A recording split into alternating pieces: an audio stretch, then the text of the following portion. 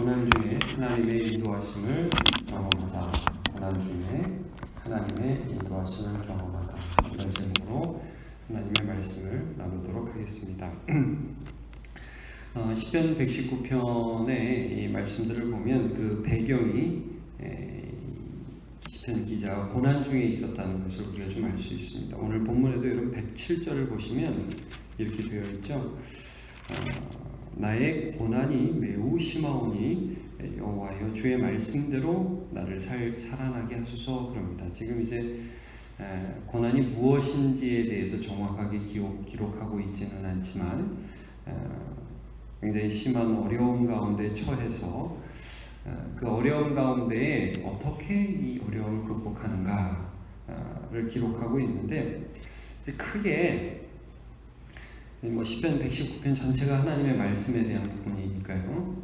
고난이 있는데 이 사람이 어떻게 했냐? 죄 지을 수 있는 거잖아요. 여러분, 이게 우리가 사람이 고난이 오면, 어려움이 오면 그 어려움 가운데서 우리가 연단되고 하나님을 사랑하게 되고, 물론 맞습니다만 그 굉장히 기적적인 일입니다. 사람이 고난이 오면 죄를 짓죠.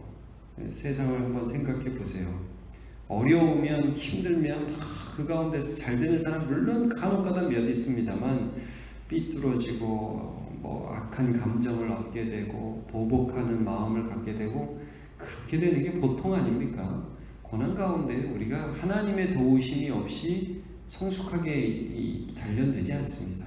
근데 하나님이 우리를 고난 가운데에서도 참 우리를 훈련시키시는 도구가 있는 게 뭐냐면 말씀이라는 거예요. 그래서 그 말씀이 어떻게 우리에게 이제 그 하나님의 도구가 되는가? 그 말씀을 우리가 깊이 새기고, 오늘 보면 이렇게 계속 읊조린다, 암송한다 그러잖아요. 자, 말씀, 그 말씀을 내 입에 두고, 마음에 두고, 입에 두는 거, 그 다음에 그것들을 즐거워하게 돼요. 기뻐하게 돼요. 그러면 그것이 나를 명철하게 한다고 그랬어요. 지혜롭게 한다고 그랬어요. 그래서 악에 빠지지 않게, 다른 어떤 대상보다 더 지혜롭게 한다. 이런 말씀들을 쭉 오늘 해주고 있습니다. 자, 107절 보시면 나의 고난이 매우 심하오니 여호와여 주의 말씀대로 나를 살아나게 하소서. 이런 말씀을 하고 있죠. 하나님의 말씀으로 내가 살아나기를 원합니다.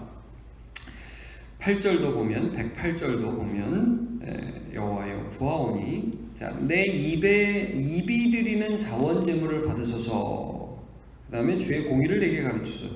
입이 드리는 자원제물, 오늘 본문에 계속 나오죠. 92절 앞쪽에 쭉 보시면, 오늘 본문에 97절 보시면 내가 주의 법을 어찌 그리 사랑하는지요 내가 그것을 종일 작은 소리로 읊조리나이다. 이게 시작이죠.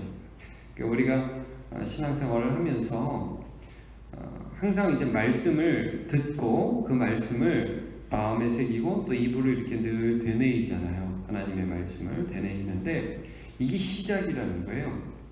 고난 가운데 있으면은 탄식이 나오고, 물론 그것들이 꼭 나쁜 건 아닙니다. 하나님 앞에 탄식해야 되고 하나님 앞에 내 상황을 아뢰어야 하죠. 근데 거기서만 끝나지 않고 주님의 말씀이 이건데 라면서 우리가 그의 말씀을 계속 읊조립니다. 그의 말씀을 기억하고 생각하고 입으로 되뇌이게 되죠. 네. 99절에도 그 나오죠. 내가 주의 증거들을 늘 읊조림으로 계속 말씀을, 마음에 둔 말씀을 고난 중에서도 계속 암송하고 생각한다는 그런 말씀을 해주고 있습니다. 그 결과가 무엇이냐? 그 결과가 나를 지혜롭게 한다 그랬어요. 98절에 주의 계명들이 항상 나와 함께 함으로 그것들이 나를 원수보다 지혜롭게 한다 그랬습니다. 또 99절에도 내가 주의 증거들을 읊조림으로 나의 명철함이 모든 스승보다 낫다. 여러분 이것이 이제 101절, 102절 그러면 이제 쭉 가면 악한 길로 가지 않도록 했다. 지혜롭게 해서. 이걸 구체적으로 이제 105절에 우리가 유명한 말씀이죠. 105절 말씀이 어떻게 설명하냐면 주의 말씀은 내 발의 등이다 그랬어요. 내 길에 빛이 된다. 그러니까 사람이요, 고난 가운데 있으면 자기 악함이 나와서 그 악함대로 범죄하며 살아가기가 너무 쉬워요. 남을 욕하고 원망하고 잘못된 길로 가고 그렇게 하기 너무 쉬운데 이 시편 기자가 그 고난 속에서 주님의 말씀을 붙들었어요. 힘겹게 주님의 말씀을 의지했습니다. 그렇게 했더니 하나님께서 지혜를 주시고 또 하나님의 말씀대로 이렇게 살아가면 안 되는구나, 주님 원하시는 것은 이런 것이구나 하면서 살아가면서 바른 길로 가게 해서 그 지혜가 여기 보면 스승보다 노인보다 승하다, 더 낫다 이런 말씀을 쭉 해주고 있지 않습니까? 그러니까 이 하나님의 인도하심이 말씀 가운데 나를 인도해 주시는 게 얼마나 좋은 것인가 하는 것들을 바라보면서 이게 너무 맛있다는 거예요.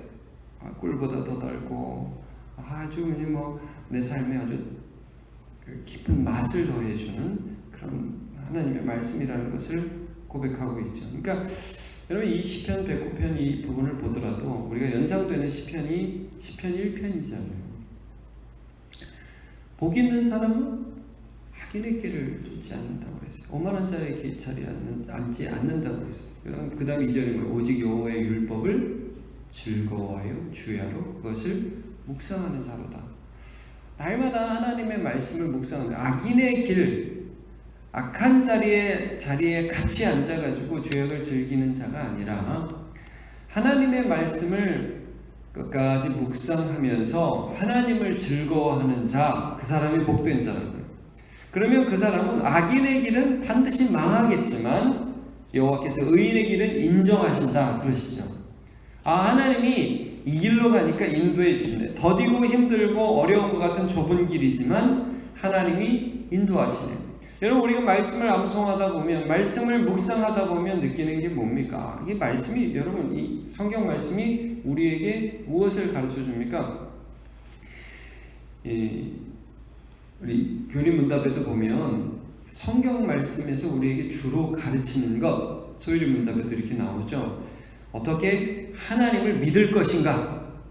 성경이 늘 그걸 가르쳐요. 하나님은 어떤 분이고 하나님을 왜 우리가 어떻게 믿을 수 있는가? 하나님이 요구하시는 게 무엇인가? 오늘 어떻게 하나님을 소망하고 인내하고 또 그 하나님을 따라가야 되는가? 하나님을 어떻게 믿어야 되는가? 기도는 어떻게 해야 되는가? 하는 수많은 모범들이 말씀에 나와 있으니까 그것 속에서 우리가 하나님을 신뢰하는 법을 배우죠. 여러분 그래서 잠언에서도 뭐라고 그러는데 지혜의 근본은 여호와를 경외하는 것이다. 세상적으로 이게 지혜 있는 것 같고 저게 맞는 것 같고 이 사람은 저런 말을 하고 저 사람은 이런 말을 하고 막 이렇게 나가는데 그 가운데에서 내가 붙들고 가야 할 하나님의 말씀을 암송하고 기억하고 살아가다 보면 하나님이 우리의 길을 인도해 주시더라, 이 말씀을 해주고 계신 것입니다. 오늘도 하루 살아가시면서 주님도 사랑하시고 말씀이 우리의 삶을 밝히 비추어 주시는 그 길을 따라가는 저와 여러분 되시기를 축복합니다. 기도하겠습니다. 하나님 감사합니다. 오늘 시편 119편 말씀을 통해서 하나님의 말씀이 내 발의 등이요 내 길의 빛이시라고 말씀하시는 그 말씀 함께 보았습니다. 고난 중에 여호와의 말씀을 암송하고 그 말씀 속에서 기쁨을 얻고 그 말씀 속에서 명철함을 얻어서 죄악에 빠지지 않고 하나님의 인도하심을 받게 된 시편 기자의 고백을 우리가 함께 보았습니다. 오늘도 우리가 좁은 길을 따라 걸어갈 때 하나님의 말씀과 동행하면서 그 말씀을 사랑하게 해주시고 그 말씀 가운데 명철함을 얻어서 세상에 반응하지 않고 하나님께 반응하며 살아갈 수 있도록 은혜 내려 주옵소서. 감사드리며 예수님의 이름으로 기도하옵나이다.